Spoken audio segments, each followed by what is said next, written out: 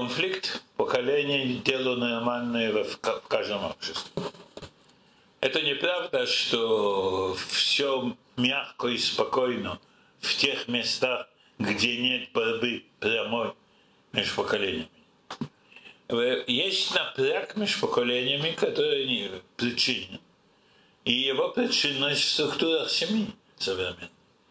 И нельзя не ожидать такого конфликта, когда есть общий национальный конфликт.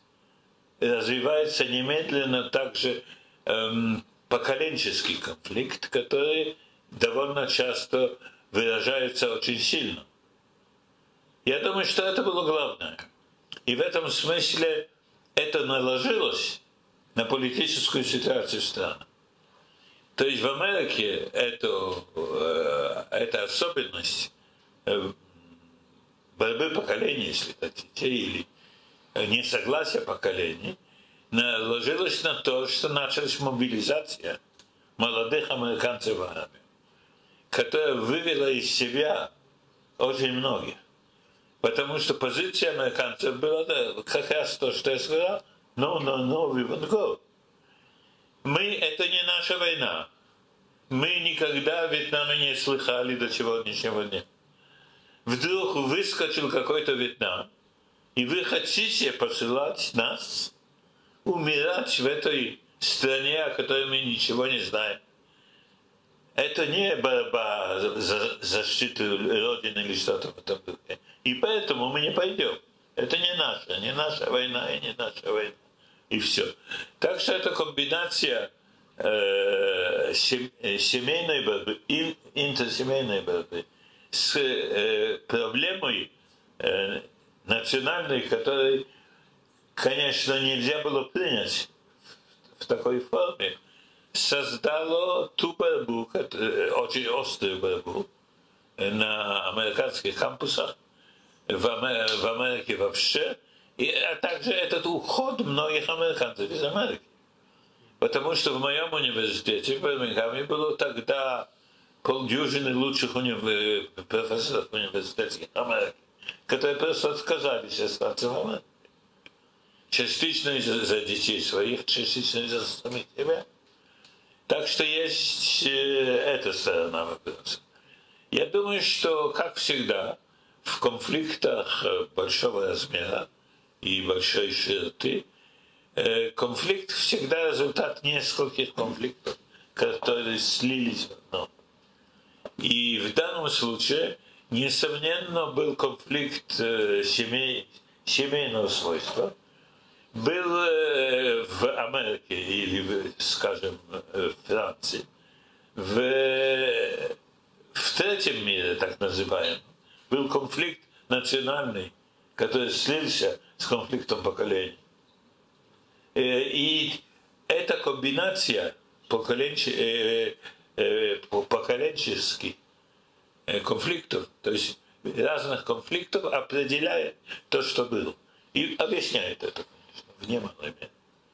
Потому что это можно было в то время из-за того, что конфликт был очень острый, вот это можно было заметить на улицах. То есть ты видел это на улицах, ты видел это в семьях.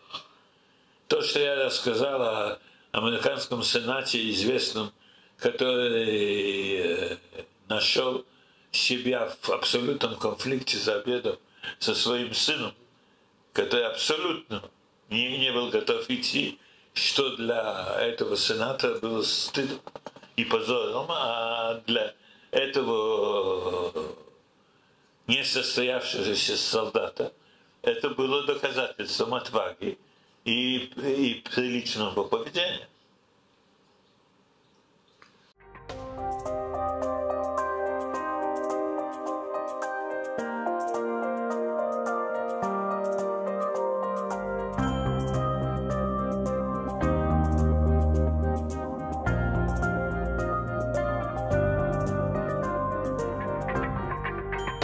В центре бунта против несправедливости, неравенства идут классы, которые, так сказать, страдающие классы. Это не так. Это не так, но это не так не только по отношению к этому случаю. Я 100% согласен с Сашей, что это и впрямь очень интересный и важный элемент того, что происходило. Но, скажем, когда мы смотрим на крестьянские восстания, большинство крестьянских восстаний, я прошел целое поколение споров, потому что мы тогда спорили на эту тему. Этот спор закончился, ясно. Был разговор о том, что кто есть революционный элемент в крестьянстве во время крестьянских восстаний. И многие коллеги, опирающиеся на марксистское мышление, не думаю, что это был марксизм, но они опирались на марксистское мышление, считали, что совершенно ясно, что революционная сила – это бедное крестьянство. Ты должен опираться на бедняков, употребить русское слово, и так далее. Но другие будут, конечно, или нейтральные, или вообще на стороне правительства. Я думаю, что практика показала, что нет ни одного места где-то так, что во всех странах, в которых проходили крестьянские восстания, в центре восстания стояли середняки, так сказать. То есть люди, которые жили сравнительно, прилично, сравнительно.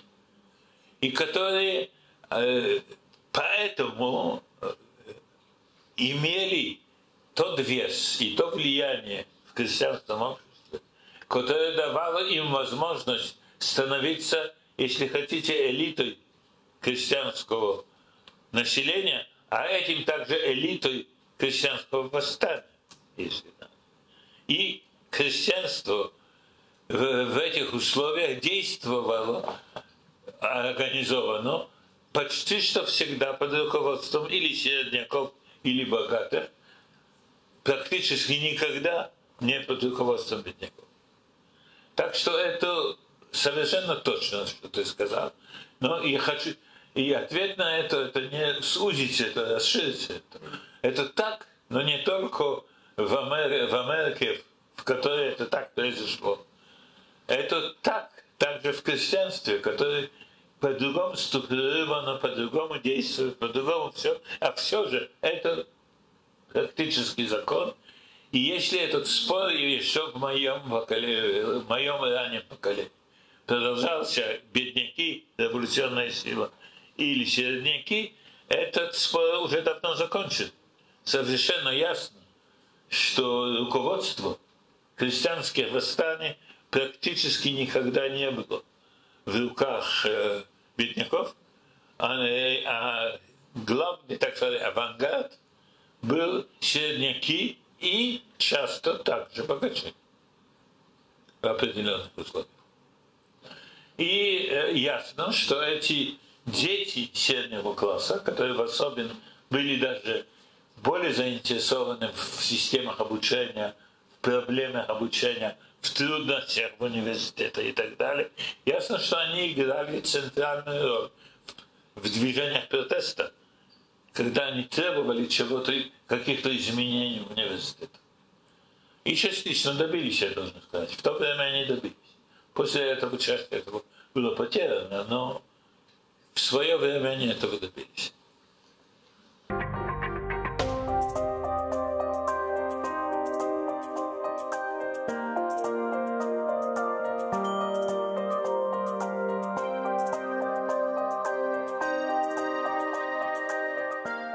Почему 10 лет кончаются?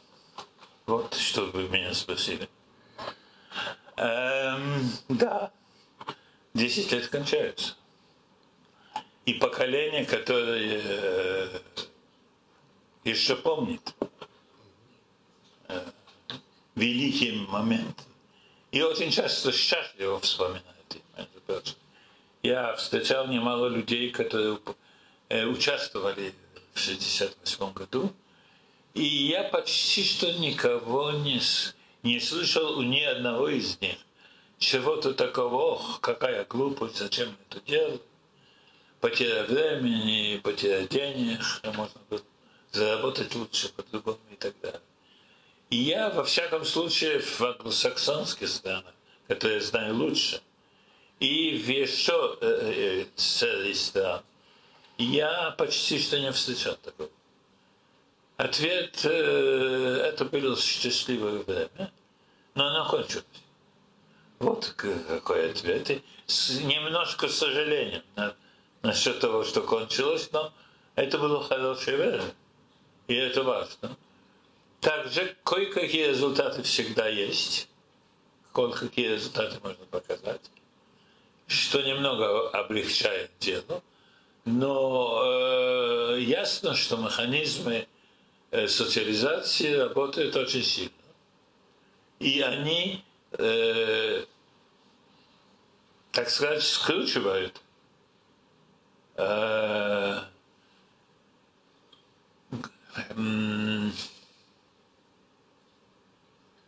мышление, главное.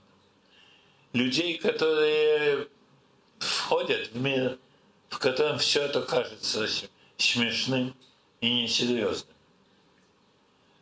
С тем, что некоторые остаются, конечно. Я пример.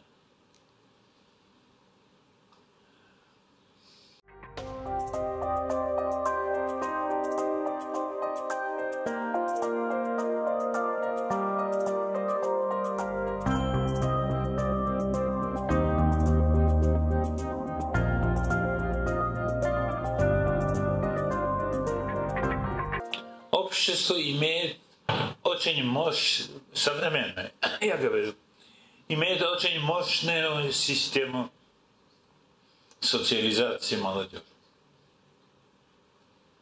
Методы, которые обучают людей вести себя прилично, войти в тот статус общественный, который от них ожидают начальники, и развивать себя на этом уровне, то есть жизнь, чтобы стало легче немного, чтобы дети получили немножко больше, чем ты получил и так далее. Я думаю, что эта структура социализации, которая контролирует и которая, если надо, может сильно прижать, действовала и действует во все времена. Я думаю, что экстраординарно не время, когда она не действует. Экстраординарно то время, когда контроль слабнет почему-то. По каким-то причинам этот контроль слабнет, и тогда начинается прорыв, который, по-видимому, завязан на определенное поколение. И я так это вижу примерно. И в этом смысле я думаю, что Тачер это нормально. Ненормально 68 год. Я думаю, что Реган нормально. Ненормально. Американские студенты, которые маршируют и кричат «но», и вот го. Или уходят из Америки, потому что они в этой Америке жить не собираются. Если эта Америка не изменится, они не хотят оставаться в Америке. Поэтому я думаю, что здесь экстраординарные периоды прорыва, а не периоды стабильности или стабилизации. Я думаю, что мы живем через такой период, где нормальность силы правительства, силы образования, которые контролируют правительство, силы обслуживания, которые контролируют правительство, силы контроля над местами работы, которые контролируются или правительством, или частным собственниками, что эти все силы начинают действовать и действовать нормально. Я думаю, что причина главная, что эти вещи изменились, это то, что те, кто кого можно назвать хозяевами жизни, особенно западного мира, испугались, когда увидели силу 1968 года. И их реакции, они знали, что сходу они ничего не могут сделать. Это умное руководство, которое не пробовало послать танки против людей, хотя в Германии было и такое, так, когда выслали танки против бунта. Но в большинстве мест против бунта не высылают танки, а начинают быстро думать, что делать. И как сделать так, чтобы это задержать, во-первых, после этого медленно подвинуть назад, а после этого отбросить. И я думаю, что это произошло. Я так вижу период Татчера и период Рейгана. С тем, что можно, быть может, сказать, что это не значит, что это навечно. После такого отброса назад новое молодое поколение может создать свою силу, собрать свою энергию для новых изменений. И тогда могут вернуться времена 1968 года или нет. Не знаю, трудно говорить о будущем. И будущее это не дело ученых, а больше дело поэтов. Но принципиально я так это вижу. И думаю, что это близко к точности. Это реальная способность реальных правительств и реальных обществ скрутить тех, кто бунтует.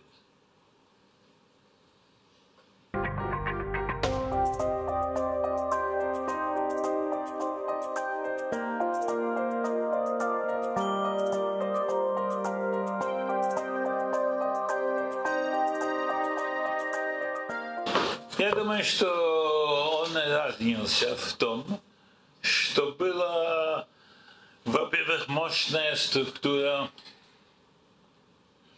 которая осталась без изменений, контроля общества, что было очень важно, и что не изменилось. Потому что система контроля не изменилась. Люди изменились. То есть новые люди пошли в эту систему контроля. Но общество как система контроля осталось. И не общество как что-то, что мы на Западе зовем welfare state или еще каким-то другим, более мягким словом. Так? Это не такое более мягкое слово. Это другая действительность, которая работает по-другому из-за этого. Из-за того, что это так. Есть также вопрос демократичности, я думаю. Глубоко вошедшая в жизнь Западной Европы и Северной Европы. Демократичность в смысле права людей требовать изменений. Без того, что на них сели. И их задержали, сдержали.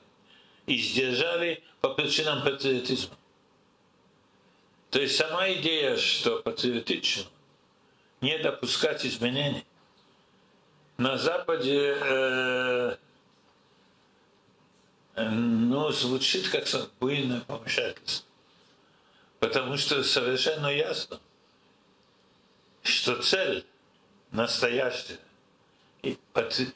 настоящих патриотов — это менять к лучшему. Иначе какие они патриоты и так далее. Так? Это ясно не принято в России.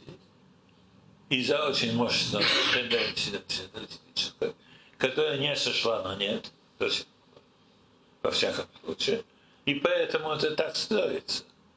Я думаю, что в этом центр проблемы, которые существуют. Демократизм – это метод решать вопросы. Это не принцип. красивый. И это не лозунг, под которым можно шагать по улице. Конечно. Это что-то другое. Это то, что из-за открытости ты видишь ошибки быстрее. И вмешательство в смысле изменения, выравнивания ошибок и так далее совершенно нормальное явление и беспрестанно происходит. Не изменение руководящих кадров, а изменение структуры решения вопросов. И пока это так, это работает. И я думаю, что даже в самые трудные моменты, а теперь в Англии один из самых трудных моментов, потому что они попали в просак с этим своим решением внести изменения и начали вводить их очень глупыми, неэффективным методом, и это продолжается, и не прекращается. Никто не понимает, почему это не прекращается, потому что залезли в тупик. Я думаю, что все это имеет при себе механизм выравнивания. И в этом смысле для меня, во всяком случае, демократия – это не принцип красивый или некрасивый. Демократия – это метод выравнивания ошибок. И пока это так действует, страны, в которых это действует, выравнивают их. Посмотрите на Испанию. Там ведь фашисты владели недавно. Это кончилось, и они как-то совсем прилично ведут свои дела, и нет никаких проблем особо. Есть нормальные трудности ведения европейского государства, но не более. И в этом смысле Испания очень хороший пример того, и Португалия, скажем. Чего можно добиться? Просто системой, в которой выравнивает ошибки спокойно, без истерики и без наказаний людей, которые ошиблись. Потому что есть такая вещь, как если он ошибся, его надо наказать. Это довольно сильно в России. И, на мой взгляд, ослабляет действенность российской политической системы.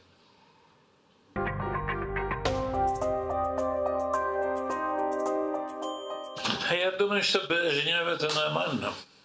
И доказательство этому было количество лет он владел страной.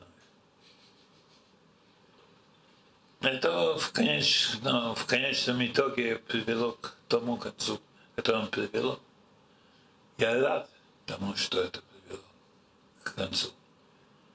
Но надо помнить, что спокойно, стабильно и без всяких изменений почти что страна жила, черт душу знает сколько лет. Без изменений. Вот вам, если хотите, доказательство.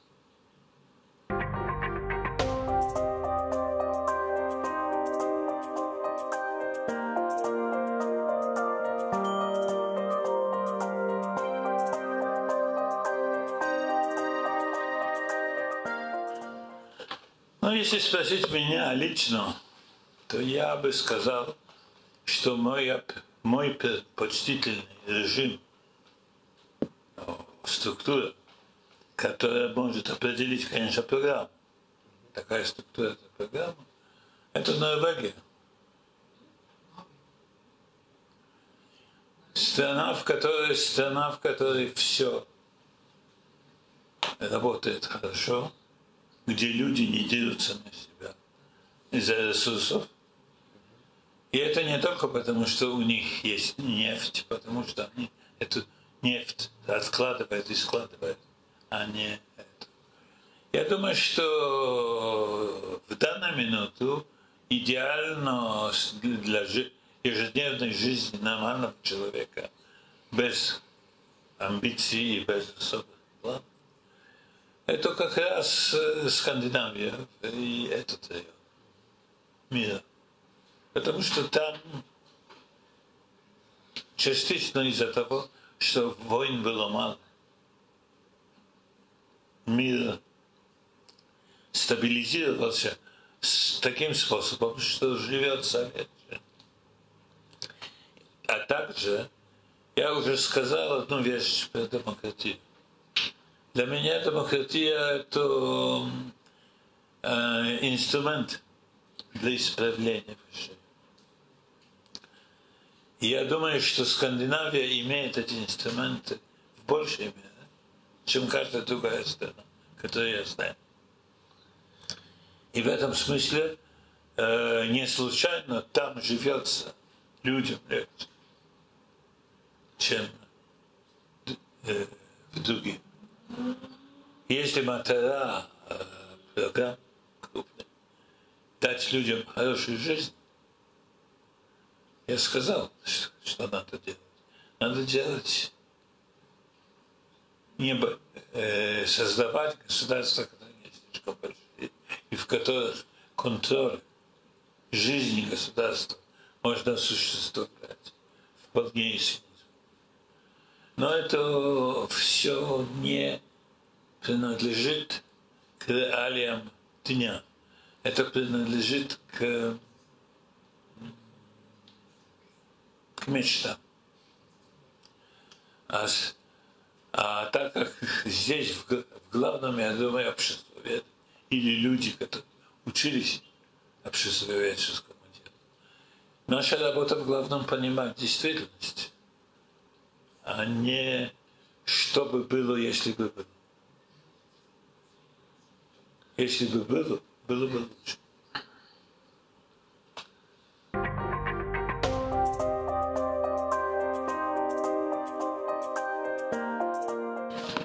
Первое поколение марксистов верило в то, что это не случайность, что есть логика вещей, по которой история – это история перехода с одной революции в другую революцию, которая закончится счастьем человечества, скажем. Но это цепочка. Я думаю, что это где-то, это видение ушло довольно далеко от нас на сегодняшний день. Я думаю, что, во-первых, мера случайности куда выше, чем марксисты первых поколений думали. Это раз. Два, что мера